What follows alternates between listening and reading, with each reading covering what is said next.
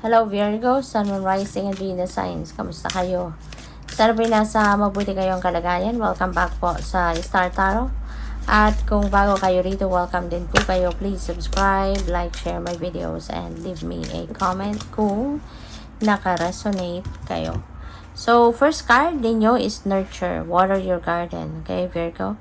Kasi baka napapabayaan nyo na yung sarili mo. Okay? Baka hindi mo na naaalagaan ang sarili mo. Kaya, this is an important reminder, no, na i-nurture mo yung iyong katawan, yung inyong sarili, yung inyong kalusugan. Okay? Take care of yourself. Give yourself time, no, for self-care. Kasi mahalaga yun. Kahit marami kayong aasikasuhin, ginagawa, or kailangan gawin. Diba? Hindi mo rin yan mapaperform, hindi mo rin magagawa yan kung hindi maganda yung pakiramdam mo. Kung hindi ka healthy. Diba? Kaya kailangan alagaan mo yung sarili mo. Okay? Remain to be healthy. Mag-ano ka sa well-being mo. Mag-focus ka sa well-being mo. Okay? So, what else? We have energy, rush of excitement. Okay? So, maaari ng iba sa inyo dito will be excited about something. Maaaring yung energy mo ngayon talagang ano siya, parang you will be super excited about everything, you know. Pwedeng meron kang planong gawin dito, no, na talagang siguro this is where your passion is, kaya yung energy level mo ang taas, diba? Excitement level mo nandiyan dyan, sobrang taas. So we have protection, you are protected. Thanks God, no, Virgo. Pinapaalala sa iyo dito, no? You are protected, kaya huwag kang mag-alala, huwag kang matakot, kasi pinoprotektahan ka ng universe. The divine and the rest of your spirit team, Archangel Michael, is protecting you. Okay? Kaya huwag kang matakot, wala kang dapat na ipag-alala. But lagi magdadasal, no? Virgo, there is success coming your way. Gradual success with thoughtful actions. So, pwede, no, na ngayon magsisimula ka ng magtagumpay. Magsisimula ka ng anihin, no, yung maaari magsisimula ka sa small successes muna. Diba? There are small successes na ma-achieve ka na sa ngayon. Meron ka na makukuha. Diba?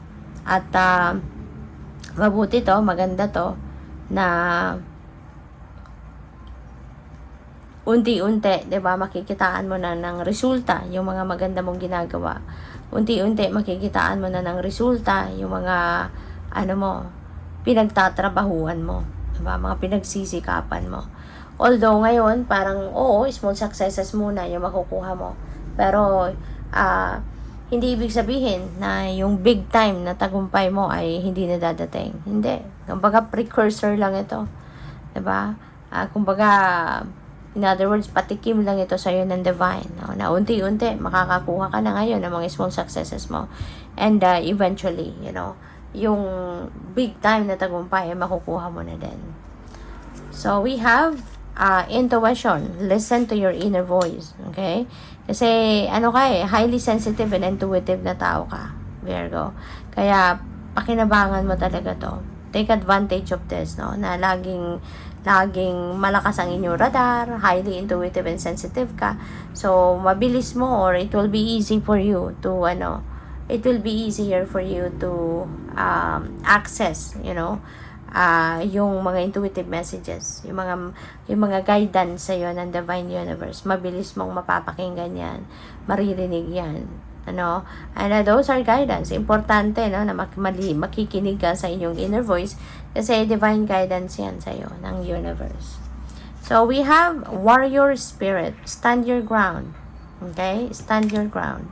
Huwag mong hayaan na apakapakan ka ng ibang tao. Okay? Manindigan ka. Panindigan mo kung ano man sa tingin mo ang tama. Diba? Manindigan ka. And also, tawag dito,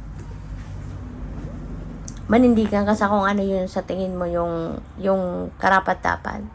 'Di ba? Ipaglaban mo kung ano ang karapatan mo, kung ano yun sa tingin mo yung just, no? For you and for everyone, yung ganon. So, yun, maging matatag ka din. Tibayan mo din ang inyong loob. Matutunan mong lumaban sa mga pagkakataon na kung kailangan talagang lumaban, kailangan harapin ang mga sitwasyon, then go for it. Okay? So, maraming salamat for subscribing, and if you haven't subscribed yet, subscribe na kayo. And also, maraming salamat din for not skipping the ads. Malaking bagay yan sa akin. And also, please click the join button sa baba ng video kung gusto niyo na mag-join kayo sa membership. Okay?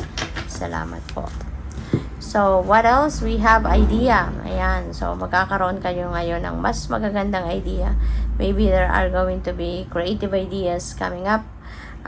Merong mag-a-arise dito na kumbaga parang light bulb moment, no, na kahit meron kang ginagawa, no, you're focused on something, tapos all of a sudden merong idea, no, na papasok sa isip mo. Yung magkakaroon ka ng light bulb moment, no. So make sure na talagang yan ay tatandaan mo, yung ideya mo na yan, kasi ano yan, galing yan sa universe, you know, yung mga light bulb moment na yan, epiphanies, galing yan sa divine.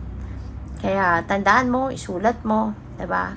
Para na doon ka humugot ng inspirasyon, no, sa kung ano man ang mga susunod mong gagawin. So we have live and learn, experience, training, development. So siguro meron kayong mga attendan ngayon, no, na trainings, training workshops, mga ganyan, skills development, pwede mga ganon. So, pwede rin may mga seminars, convention kayong pupuntahan. So, that is an additional learning para sa'yo.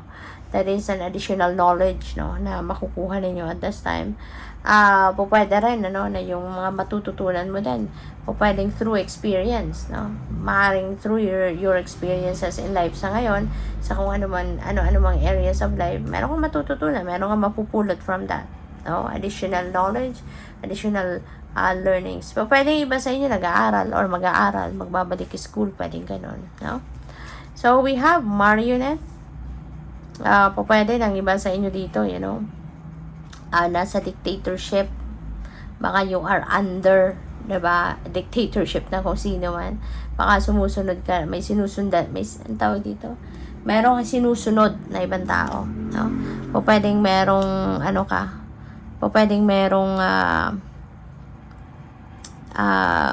pwedeng you're being manipulated by someone, pwedeng ganon, or merong nag-uutos sa'yo, siya lang dapat mong sundin, parang ganon.